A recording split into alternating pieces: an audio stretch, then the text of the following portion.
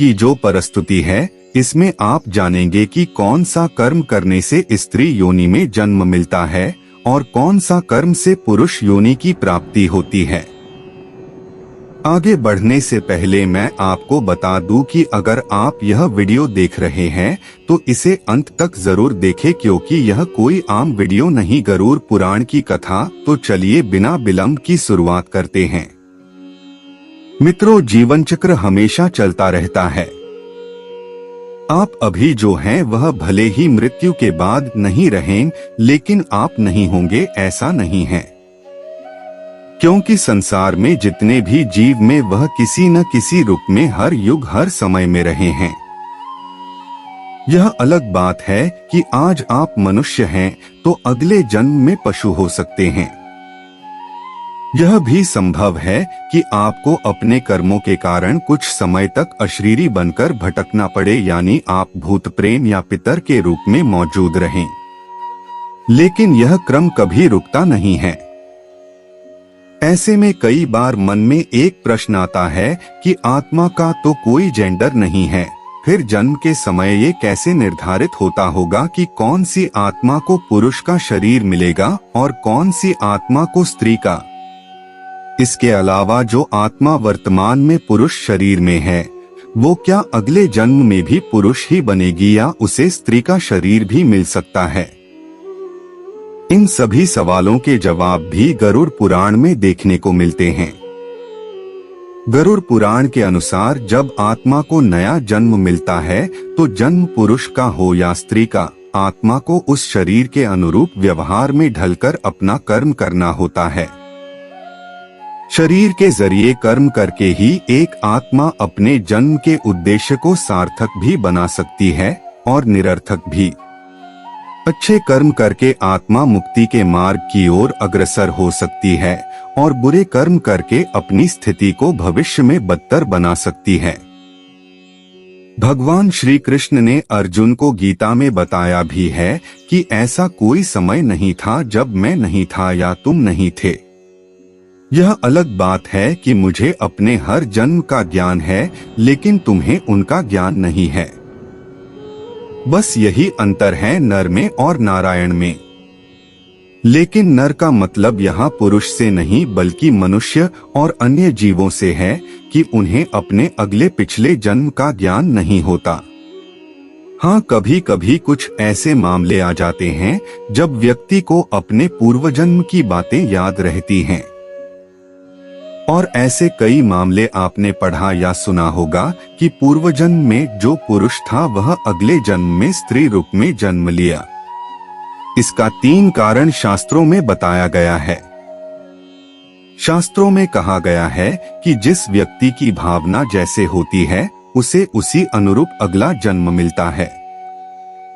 खास तौर पर उसकी मृत्यु के समय उसकी जैसी सोच रहती है या जिन ख्यालों में रहता वह काफी हद तक उसके अगले जन्म की लिंग और योनि का निर्णय करता है।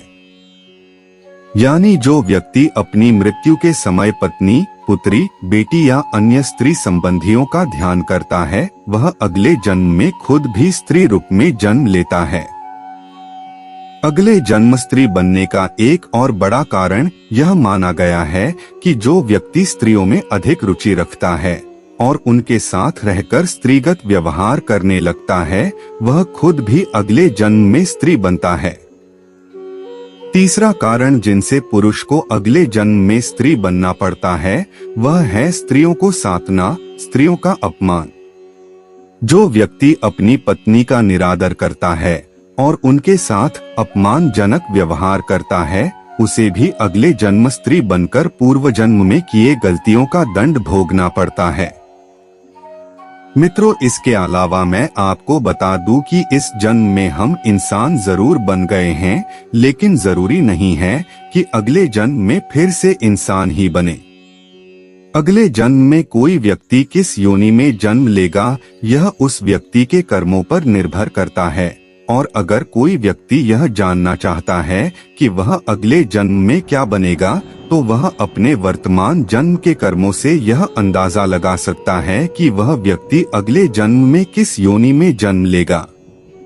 अगर कोई व्यक्ति धन को बहुत ही ज्यादा मानता है और जरूरत पड़ने पर भी धन को खर्च नहीं करता है, तब इस तरह कर्म वाले व्यक्ति अगला जन्म लेते हैं तो उन्हें सांप की योनि प्राप्त होती है और सांप की योनि लेने के बाद वह किसी गड़े हुए धन की रक्षा करते हैं।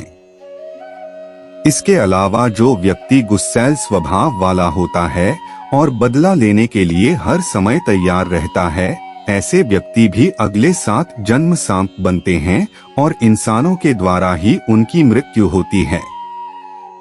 मित्रों, जो व्यक्ति अपना सारा जीवन नशे में व्यतीत कर देता है, ऐसे व्यक्ति अगले जन्म में मंदबुद्धि के रूप में जन्म लेते हैं। इसके अलावा जो लोग अपने को बहुत ही चतुर और होशियार समझते हैं, ऐसे लोग भी अगले जन्म में मंदबुद्धि के रूप में जन्म लेते हैं। अगर कोई व्यक्ति अपने पूरे जीवन दूसरों को उल्लू बनाकर धन अर्जन करता है तथा दूसरों को ठगने पर ही उसके जीवन का यापन होता है, ऐसे व्यक्ति भी अगले जन्म में मंदबुद्धि के रूप में जन्म लेते हैं। ऐसे व्यक्ति जो हत्यारा हो तथा दूसरों का कत्ल किया हो, इसके अलावा सारा जीवन उसका बदमाशी, लूटपाट एवं गुड़गर्दी में बीता हो, ऐसा व्यक्ति अगले जन्म में गधे की योनि प्राप्त करता है और गधे की योनि में जन्म लेने के बाद जीवन भर लात, घुसा और डंडे की मार सहना पड़ता है। उस गधे का मालिक वही होता है जिसकी उसने पूर्व जन्म में हत्या की थी। इसके अलावा जो व्यक्ति दूसरों की झूठी, चुगली और निंदा करके दूसरे का जीवन बर्बाद करते हैं, ऐसे व्यक्ति भी अगले जन्म में गधे बनते हैं। जो व्यक्ति दिन भर बात करता और बातूनी होता है, ऐसे व्यक्ति अगले जन्म में तोता की योनि पाते हैं।